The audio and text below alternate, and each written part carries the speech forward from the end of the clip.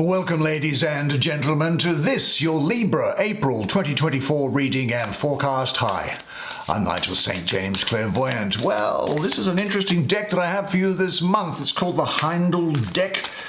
It must be 35, 40 years old or something by now since it was originally developed, I think. This is what the back of the deck looks like. Just sometimes people like to look at it. Now, I'm going to provide you with a unique perspective on the energies and influences surrounding you, which will help you navigate the month and navigate it with insight and awareness. Now, of course, the cards are not predictors of a fixed future, but rather they are lenses that reflect the energies and provide you with guidance and a deeper understanding on the path that you are on. Now, I usually use a lot of astrology and numerology. This deck also has Chinese I Ching. It has Viking runes and has ancient Hebrew letters in it. These things also are lenses which allow me to see the energy which is surrounding you and which you can adapt to, use to your benefit. Now, of course, I've done a number of one-on-one clairvoyant readings for people from different parts of the world over the course of the last month. And if you would be, and that's over FaceTime and Skype, and if you might be interested to see what's involved in having a one-on-one clairvoyant reading with me, then just check out the information that's in the description box below. Now, separately, I've also done a number of healings for people from around the world over FaceTime and Skype as well. Look, when I was born, I received the spiritual gifts of clairvoyance and also of healing. Now, healing was provided to me on the basis that, number one, I must use it, and number two, I can get nothing in return for using it. So healing is offered to you on the basis that it is free.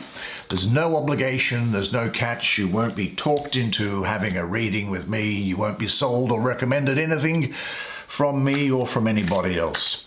So if you have some emotional pain, some grief, some heartache, or just at your wit's end with something, or there could be some physical issue as well, then don't be afraid to just reach out. I'm very happy to do it. In fact, my soul contract provides that I must do it, and I do it willingly for the greater good. Now, let's see, we're only going to take, and the information about that's in the description box below. Now, I'm going to take 5 cards for you now. Now, the 5 is going to be all that we need, because if these other things are in here, they're going to be packed with information. So let's see what there is firstly for you, and it is this, the 10 of Wands. This is the 3 of Wands. Now, both of those have Chinese I Chings on them. I Ching hexagrams. Hex meaning 6, of course. There's the 2 of Wands. That's also got a hexagram on it. There's Death, which has, now that's a Nordic rune from the Elder Futhark alphabet of the Vikings, and there is the Hebrew letter, which I'll talk to you about in just a moment. Nice Scorpio card, Death. Let's see finally what there is for you and see what there is here, and it is the 5 of Wands with the hexagram as well. Now, you are going to be busy this month and you are going to be successful. So, without giving too much away already, why don't you come? I'll bring the camera around. Why don't you come and sit down here next to me? You and I can have a good close look at the imagery that's on these cards together. And I'll do the reading, especially for you. Let's go and have a look first at this 10 of Wands. Let's have a look. I'll get the I Ching here in a second. I'm just looking at the astrology of this card where it sits and see what's going on. Well, it is, I think, Saturn in the 3rd decan of Sagittarius. Well, Sagittarius wants to expand and express its optimism and spiritual side, and Saturn is in some respects about restriction and represses the expansive nature of Sagittarius, but I don't think it's so bad for you because I believe that Saturn is exalted in your sign, and so this is downplaying any negative aspects that might come about as a result of this meaning of oppression here. Rather, I think what there is here is that it's saying to you not to fear rejection, disapproval, or punishment, because if you do, you'll begin to repress your own impulses. There's the danger that if you also hold yourself back, that your strength, your vitality, and your life energy can't be expressed. And repressed, these energies turn into a bitterness, I suppose, a depression in a sense. You turn it in upon yourself, that energy. And it can sometimes even lead to illness, to be quite. This is an invitation to you to recognize and end any aspect of repression and restriction that you think are there holding you back from expressing your life impulses. Now, this is a step towards taking responsibility for yourself, of course, and also of freeing yourself from unjustifiable moral restrictions and limitations. Now, like the rest of the cards in your spread, except for this one, you have one of these hexagrams, the Chinese I Ching. And the hexagrams come from a thing called the Book of Changes. That's an ancient Chinese text. And hexagrams consist of unbroken lines, which are yang or active principle, and broken lines, which are receptive principle. Now, they can either be read individually, or in twos, or in threes, or, as I do, read them in six. And if I look at this hexagram here, this hexagram, if you were to translate it into English, I suppose, would be careful affection. Well, affection is an important part of your intimate relationships, but it has to be handled carefully in order to be both satisfying and supportive of each person's self-respect. Wouldn't you agree? For instance, a married person's secret lover would have the conflicted feelings of affection for that married person, but coupled with an insecurity as to what future they have in the relationship. And relationships that are based on personal attraction, especially those that are really unconventional, they require a special attention and a cautious measure of tactful reserve. So to overcome challenges and to achieve longevity that is, for relationships to thrive and to go for a long time, you, as you would know, need to remain aware of extreme feelings of attraction, as well as the short nature of a lot of relationships. You know, it's a funny thing in life that the happiest people are those who have what they want and who want what they have. Now, you can make disastrous mistakes when you put yourself in a situation with somebody if there's going to be an insecurity involved in it. You can assert yourself too much or try to make yourself indispensable. If you do that, well, that just brings about and will bring about misfortune. And if you're in doubt as to whether you should follow your heart or your head, just allow some time to pass, and then, for sure, the answer will become clear. Because boldly asserting yourself right now is probably not a wise thing to do. But at the same time, though, allowing yourself to drift aimlessly and just sit around doing nothing, well, that can also be a mistake as well. Find balance. Find the middle way, as the Chinese refer to it as. Now, sitting underneath that is this great looking image of death. I'll look at the image and then I'll look at that rune and then I'll look at the Hebrew letter. Now, what does this present to us? Well, it looks, doesn't it, like there is a boat. That's the first thing that strikes me, that there is a boat. And do you know that a boat belongs to birth as well as to death? The baby's cradle originally symbolized a boat. Did you know that? Now, I think that the grasses and the trees hanging around there, that vegetation, that symbolizes plants, and the bones and minerals, the birds, animals, the animal world, and the person on the boat signifies the human aspect of life. Now, the peacock's eye in the center, I think that signifies looking at the truth in regard to death. And the bird also symbolizes the soul and the divine potential which is within you. Now, this rune that's here, do you know how the runes came about? The ancient Norse god Odin was a great seeker of wisdom. And in fact, at one time, in order to obtain some wisdom, he had to put out, that is, to blind himself in one eye, which he did. Anyway, in relation to the runes, he hung upside down from the tree of life for 9 days and 9 nights without drinking or eating, staring down into a well. Now, inside this well lived 3 unmarried women called the Norns. And their similarity, I suppose, is that like the fates of Greek mythology, where they controlled people's lives. Now, also within this well, the well of Erd, were the runes.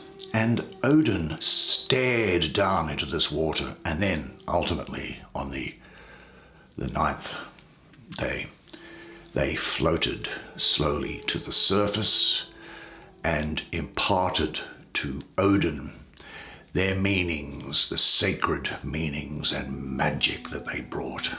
Now, this particular rune is called Bacano, and it relates originally to a birch tree. It also speaks of rebirth, a new phase. It could be in a relationship, or there's a new project coming. So it could be a new relationship or a new project or a new phase in a relationship. Now, Bacano technically, I suppose, is that birch goddess, and she reigned over life's important changes such as birth, adolescence, marriage, and death. And each of these phases is unique, and they bring their own challenges and celebrations, don't they? Well, this is a reminder to you that every ending brings a new beginning, and that new growth must be nurtured so that it will grow strong. And then looking at this Hebrew letter, just look at the shape of the things. It's above, then a line down there, and then there's a below, and the shape is important with these old letters. And what do I see going through there? Well, first of all, the letter is called Nun. It's the 14th letter of the Hebrew alphabet. And it's the symbol of faithfulness and also of emergence, of you coming into yourself. It does also stand for humility. As you can see, it's bent both at the top and below, isn't it? And it also represents your soul, that heavenly light that's housed inside the earthly container of the body. Now, actually, in ancient Aramaic, the language that was spoken by Jesus Christ and all of the people around Judea, or what's today Israel at the time, Nun means fish. So Nun could be thought of as the fish that swims in the waters of the sacred scriptures. It's very much connected to fertility, to continuity, and to the ability to increase and multiply for you. So I see prosperity and abundance coming around. And the Nun also represents flow, teaching you to be supple and flexible like the fish, instead of resisting change. And of course, beware of your inner guide, because you never need to fear anything, because the Creator is always present within you. Now this card has also got Mars ruling Scorpio, the planet of fiery energy Mars in its lowest form, which is necessary to provoke movement, and you're pushing forward as you're going to do. There's a transformation going on here. You're becoming free of old ensnarements. There are some external changes going on. It speaks of endings, of letting go of emotional attachments which don't serve you.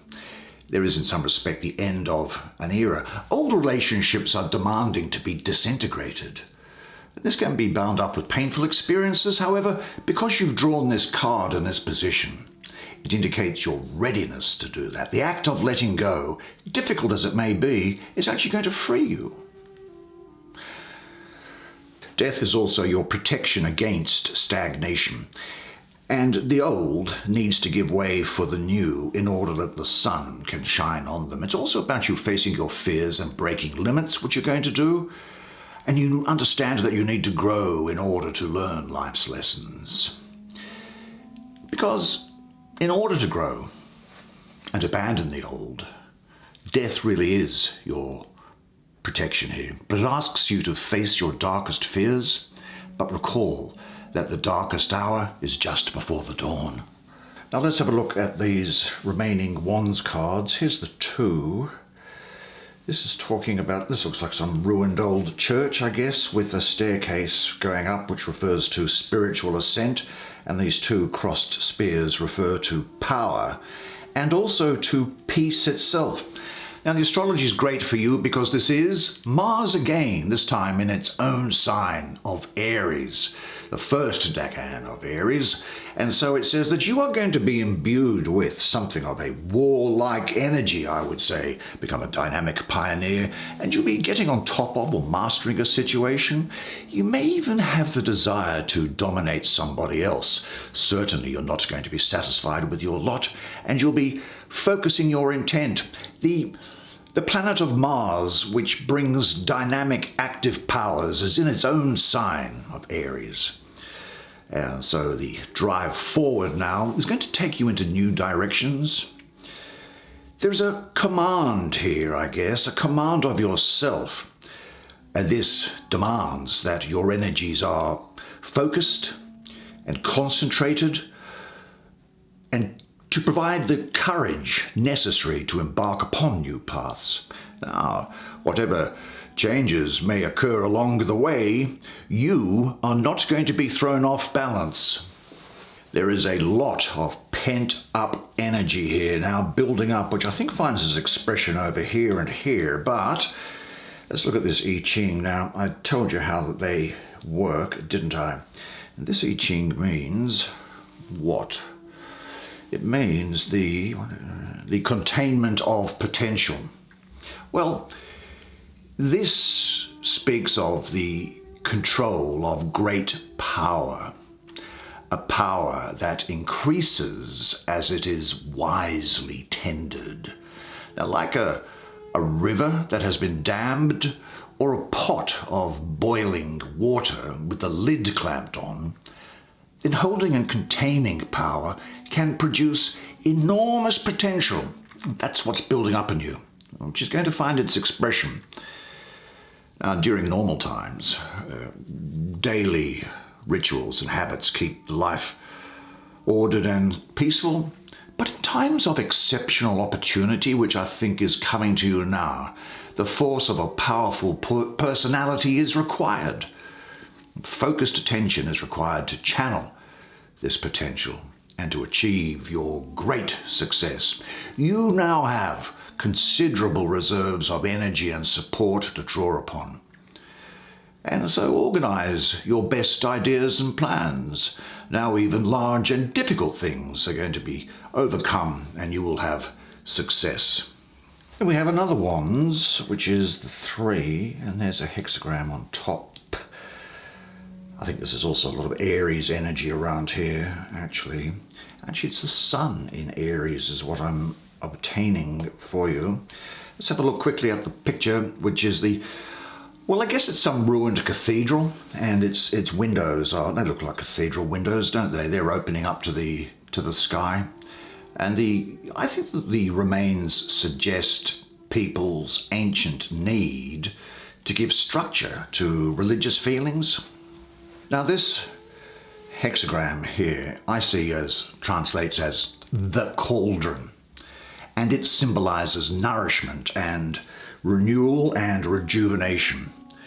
Now, sooner or later, as you will have found, good comes to those who do good. Joy comes to those who bring joy to others, and opportunity comes to those who persist in their dreams. Now, this rejuvenation is returning to your natural desires and the recharging of your batteries that comes from making, I think, some forward progress towards your wishes now. Good fortune and success are definitely indicated here. I think rejuvenation also means that people who are in the honourable pursuit of their dreams are going to be valued and nourished. And a fresh approach to old habits is indicated as happening here. Look for ways of putting new life into old forms. And remember that only when great vitality is present can real breakthroughs be achieved. Now, I said that this was the Sun in Aries. Look, this is fantastic because the Sun is also exalted in Aries, and so this placement is really favourable. And Aries enjoys a challenge. And Aries suns are happiest when their lives are moving forward, as yours is going to be. So there's a great degree of self-confidence here. I don't think you're going to be making any compromises. There are ideas crystallizing, and it's a confirmation that you're on the right path. I think what is going to happen here is that you recognize and allow your own power, free play now, never giving it over to someone else in an attitude of subjugation. Now, despite what is going to be a great outer dynamism with you, your center is going to remain untouched and clear. Now, thinking on this point of internal stillness, well, that will allow a new sense of self-confidence to come into being. And it guards against an overload of unnecessary problems. The wisdom within you is going to be strong enough to repel any anxieties and doubts which may arise. Any negative thoughts, they're not going to stand a chance when you are filled with the life energy that's bursting from here, as well as its sense of vitality. So pay attention to your own point and internal stillness and center yourself and overcome. Are there any reasons for self-doubt? Do you yet doubt your virtues? You know, if you are not centered and feel doubts lingering within, then see them, name them, and confront them and say, you are not bringing any value to my life. Go away. And say this to yourself. I have the power and virtue to reflect and to know. Then we get finally to this, which is the five. Isn't that interesting? 5 of Wands. And what's going on with this to you, I think? Looks like the top of a phallic stone column resembles a brain, doesn't it? And that suggests, I think, the human body. And the dark, chaotic column suggests bloody history of humanity. The arrangement of the spears are quite hierarchical, which is giving me a sense of a military feeling here, or a battle. Now, looking at this hexagram, this is fire under water, which together, read as 6, mean revolution. Now, fire evaporates water, and water puts out fire. And in the same way, change often causes conflict, and conflict brings about change. Well, this hexagram, I think, refers to a time in the cycle of human affairs when you might find that you are in the midst of something which is being stirred up and there could be some dramatic changes in the air. So, for you to succeed, you need to be in alignment with the laws of nature and also have good timing. You've got to begin things at the right moment, gather support from a broad base of people, and be guided by your intuition. Now, the strength and forces of change, I suppose, are always going to be proportionate to the urgency that's needed here. But when this is talking about revolutionary change, when it ushers in a period which is characterized by chaos, remember that not all order is good and not all chaos is bad.